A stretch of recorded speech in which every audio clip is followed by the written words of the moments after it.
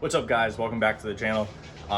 Today I want to go over how to convert your Silverado Sierra to run E85. You will need a tune, but I can show you all the parts that I used and how to get it set up so that you can get everything right the first time and be able to run it without having to go to the parts store 100 times like I did, trying to figure some stuff out and doing all that stuff.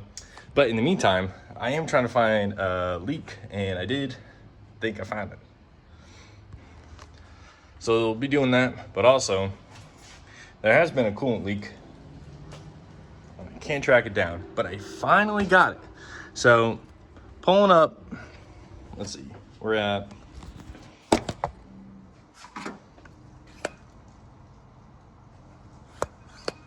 let's pump this thing up to like 15 PSI.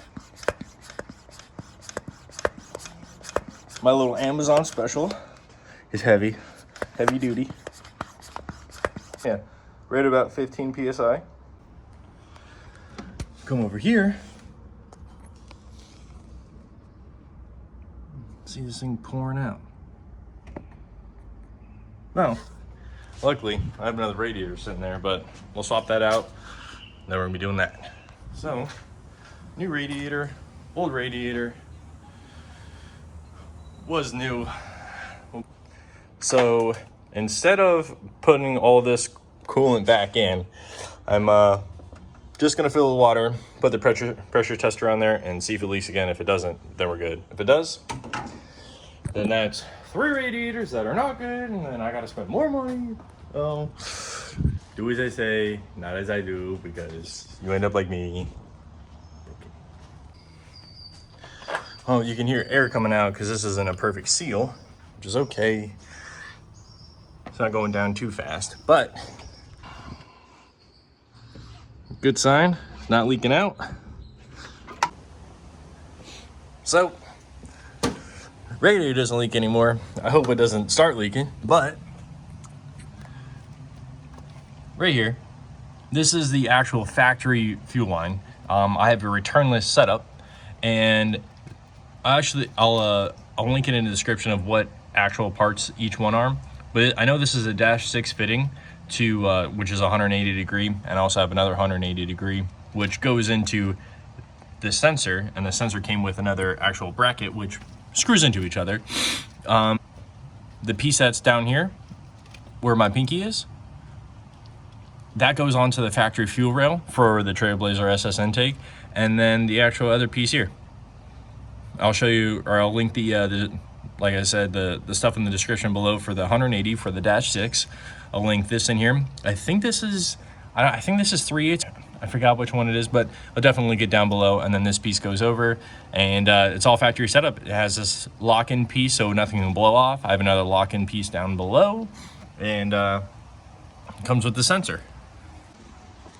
Since I couldn't actually find a good place to install the actual sensor because of where the fuel rail is, I didn't want this to be able to move around or, you know, move left and right. So I grabbed a little piece of steel, cut it, and bolted it to the top of the intake here, and then threw a little bolt hole through this and bolted the actual sensor in. And there's only 3 wires that come out. This white one goes into the computer, the black is ground, red is power. I recommend getting the actual fuel pump. I run a Wobble 450, which is 450 liters per hour fuel pump. It's E85 compatible, and it's a drop-in tank, so there's really minimal to no modification at all to run the actual fuel pump, which is really nice. And the other thing I have is the hot wire kit. So this hot wire kit runs all the way down. I made actually another video on that. I can link in the description below, or up top, whatever it's gonna be, but I can link it in there. And it gets power from the alternator, because this is a direct power from the battery, which is directly from here. So this runs into this, which runs into that. That's direct power.